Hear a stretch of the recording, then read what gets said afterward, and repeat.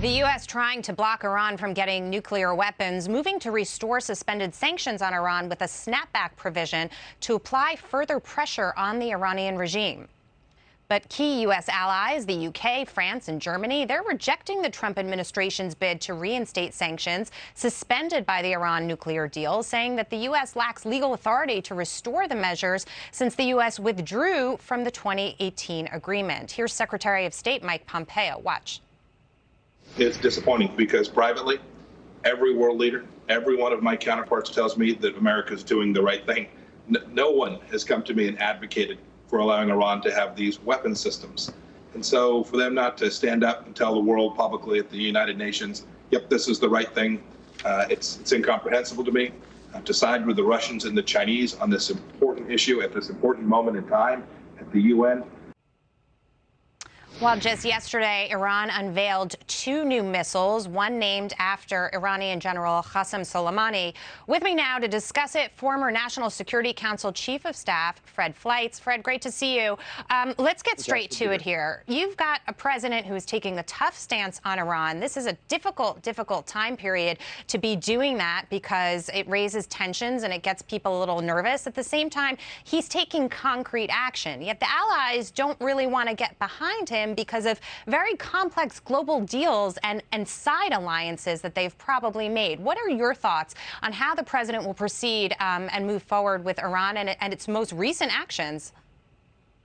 Well, Jackie, there's a very clear procedure in a UN Security Council resolution, not the JCPOA, the Iran deal. In a Security Council resolution, it says that if someone wants to snap back sanctions, there has to be a vote on whether to continue the waiver. That means the U.S. can veto the continuation of the waiver. It's in this resolution.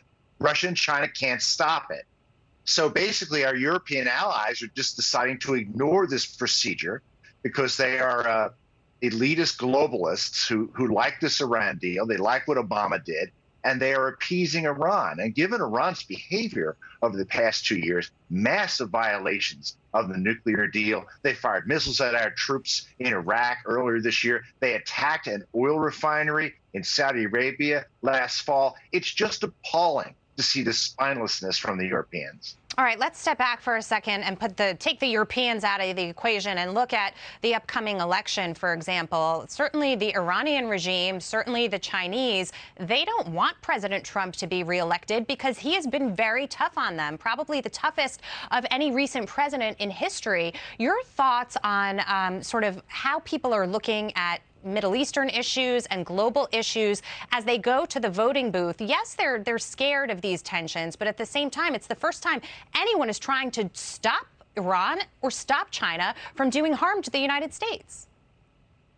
I was a CIA analyst for 19 years, and there's no question in my mind that all of America's adversaries want Joe Biden to win and Donald Trump to lose. Don't believe Democrats who claim the intelligence say something else. That's not the case. And what they're afraid of is that Donald Trump will not be beholden to the UN when U.S. national security interests are at risk. Now, the Europeans want us to be beholden to the UN because the Europeans want to have some say over U.S. foreign policy.